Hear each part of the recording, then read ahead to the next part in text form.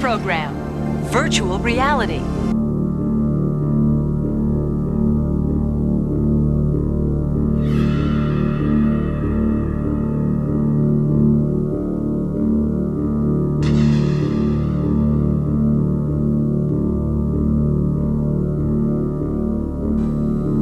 Communication between humans and computers has not always been easy. In the early days, exchanging information meant throwing switches and punching out programming cards. The latest human-computer interface is virtual reality. In this system, electronic helmets and data gloves take over from the mouse and the keyboard.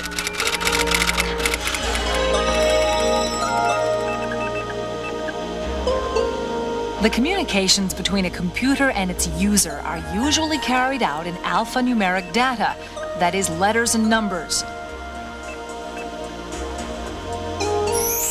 This data, displayed on a screen, is manipulated by means of a keyboard and a mouse.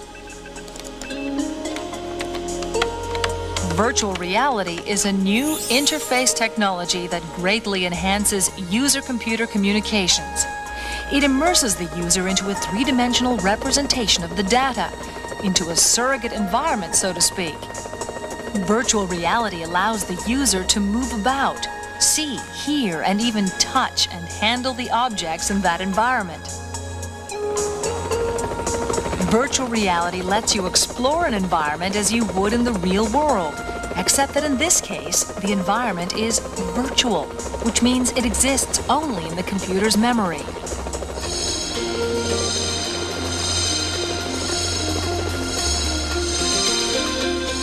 You need special equipment to enter into a virtual reality environment.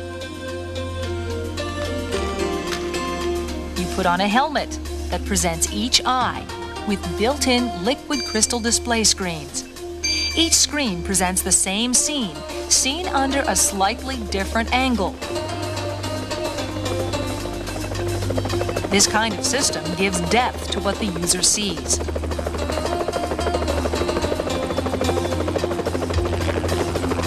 But the most amazing thing about virtual reality is that it gives you the feeling you are totally immersed in that virtual world.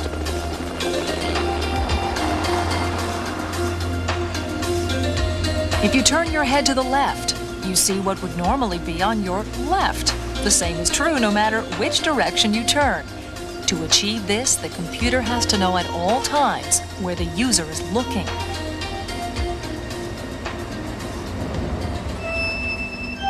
A built-in device on the helmet tracks the user's head movements and feeds the information to the computer.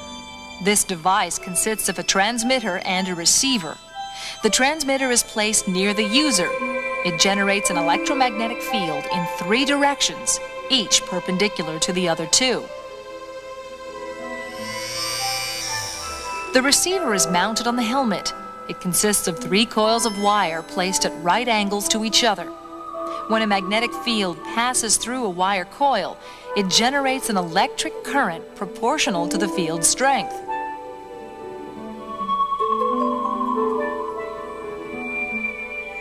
The strongest currents are produced when the orientation of the 3 coils coincides with that of the transmitter's magnetic fields. The strength of the electrical charges produced by each coil will determine the position and orientation of the user's head.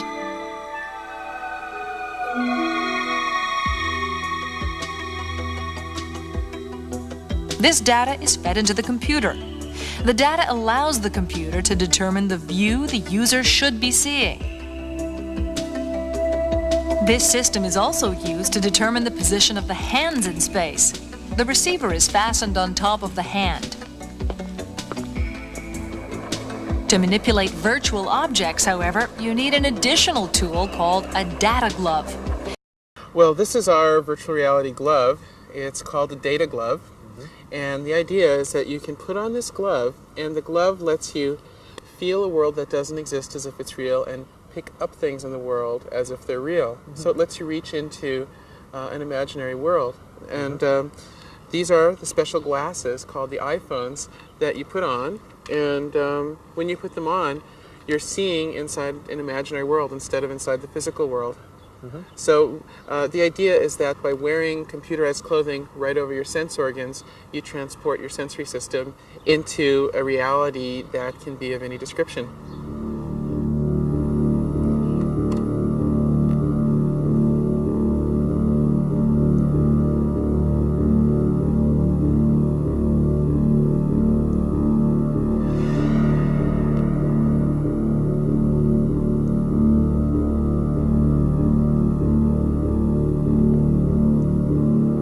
The data glove tells the computer the position of the user's fingers and their exact location in space.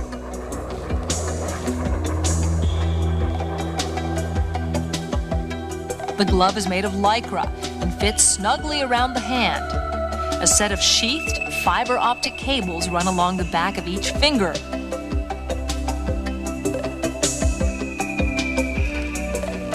Connected to a constant light source, each cable runs up the back of the hand and over one knuckle on each finger, and then loops back to the light source.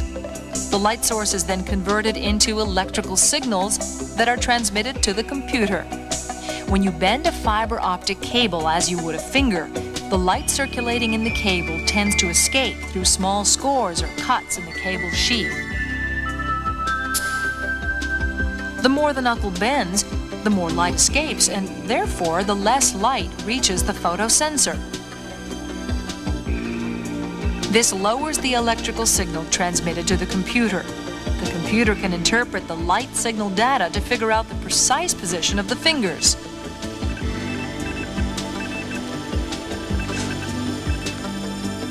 The data glove enables you to grasp and manipulate virtual objects.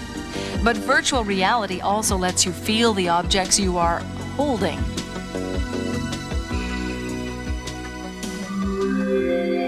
A device attached to the fingers produces tactile stimulations. The sensor consists of a series of small coils, similar to those used in loudspeakers, which vibrate at varying speeds and frequencies. These vibrations allow the user to distinguish between a hard object and a soft one, for instance. Of course, the computer controls this vibrotactile stimulation device. As soon as it receives data from the data glove, telling it that the user's hand is around an object, the computer triggers a command that vibrations be sent to the fingers touching the object. To make the simulation even more realistic, the sounds associated to the environment being explored are played in the headphones. These sounds may even originate in the virtual world. Virtual reality is a heady, multi-sensory experience. It is so astoundingly realistic that you completely forget all the paraphernalia you have to wear to experience it.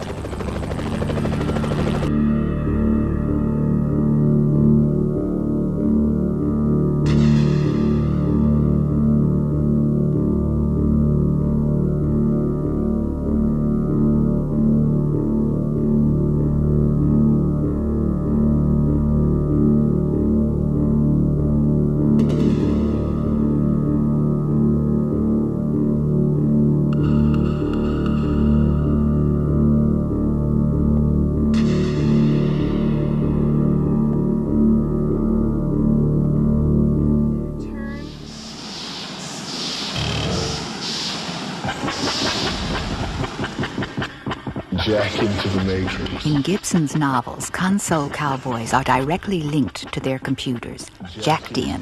Through electrodes to the central nervous system, cyberspace becomes perceptible. Cyberspace is defined as a consensual hallucination. The abstraction of databases become visible in the matrix, as it is also called, as geometric, architectural shapes, images that have reality only in the brain of the cognitor.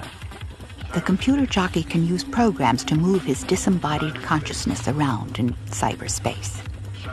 For the legitimate user, this is a way of doing their daily work. Millions of employees moving about in cyberspace, laboring in vast fields of information. These databases are guarded by dangerous protective fields known by the acronym ICE. The console cowboy's goal is to penetrate this ice with viruses and attack programs to gain access to the information the base contains.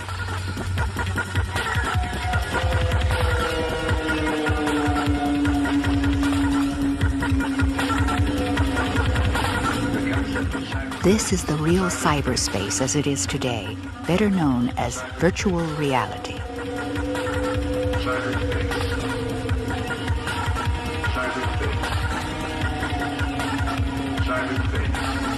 These people seemingly playing an elaborate game of blind man's bluff are in fact spending time in another universe, a cybernetic universe where anything is possible. In cyberspace, the individual sensorium becomes part of the computer. The illusion created is that of actually inhabiting a computer-generated world. The concept of cyberspace. Jack into the matrix. Mind machines are another phenomenon which evolved from cyberpunk culture. These machines directly manipulate the brain's EEG signature by the imposition of brain-friendly wavelengths. Repeated use is alleged to make the user permanently smarter, calmer, and more alert. Some say this is nothing so much as electronic drugs, but if so, then a drug suitable for the recreational tripper and stressed-out corporate manager alike. Simple versions of these mind machines have become a popular cyberpunk party favor. Learn to make friends, influence people, pick up girls. Place. You slip them on, close your eyes, and then we'll raise the intensity here and see. If I recall, I would say your sensitivity was about an 8. So, if you can describe any sensation that you're perceiving, are you getting anything? It's darker. I know, it's really light in here, it's hard. It's off. But I'm bringing up the intensity, and we're operating now at about 12 hertz. So what we're doing is electronically stimulating the phosphenes in the retina of the eye by using electronic currents to affect a neural message originating at some point in the retina. We're not really sure where exactly at this time, whether it's in the rods or the cones, the bipolar cells, the glia, or in specific neural fibers themselves. Holistically minded cyberpunks have developed designer foods and vitamins to promote learning, psychic flexibility, and increase the mind's bandwidth. When penetrating a secure system, or making a run, a cyberpunk needs to be highly alert. The slightest entry error could mean disaster. These uncontrolled substances descend from the psychotropic experimentation of the 60s, legal drugs that make one smarter. Can anyone afford to just say no? Is this the face of the future? Will mind machines and vitamins replace heroin and crack? I think there are deeper fears. People are afraid that technology will make them less free, make them less powerful in a personal way. And that's entirely possible. And in fact, there are lots of good examples of how that's happened, the defense industry being a major one. But technology can also empower. I mean, you could take that argument all the way back and say that the first ape-like humanoid who used a tool was the guy who put the nail in our coffin, right? Because our tools, oh my God, it's not my arm, it's a hammer. Does that mean I've lost power to the hammer? Or does that mean I can build a cathedral, Is it half full or is it half empty? The question isn't whether or not the medium is intrinsically evil or scary. The question is whether or not we have a culture and a society and a group of artists who can rise to the occasion of using it in a way that enhances us. You're doing it. That's what cyberpunk means. Individual power to change your own body, to operate your own brain, as long as you don't hurt anybody else. So certainly in the future, you'll have plastic surgery, you can change the way you look, you can rejuvenating drugs, you can, there will be brain chips undoubtedly. Hey, it is scary, and there's no utopia here. Human nature has its dark sides. There'll always be power-hungry, evil people trying to screw it up. It's going to be more demanding, but we're getting smarter, and we're getting nicer. We're learning how to get along with each other. And yeah, there are always going to be people who go too far. There'll be people that'll be having artificial limbs, winning arm wrestling contests. Human competition will lead to all strange things.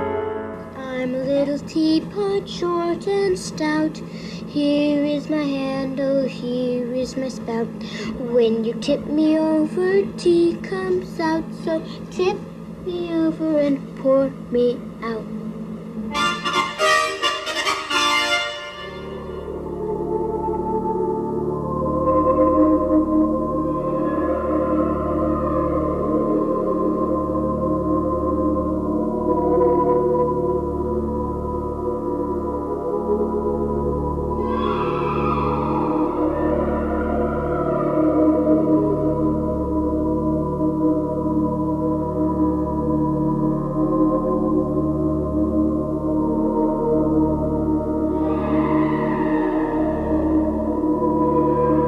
Virtual reality is an exquisite experience. It's as good as being in dreams. It has that same magical quality, except that you share it completely with other people, just like the physical world.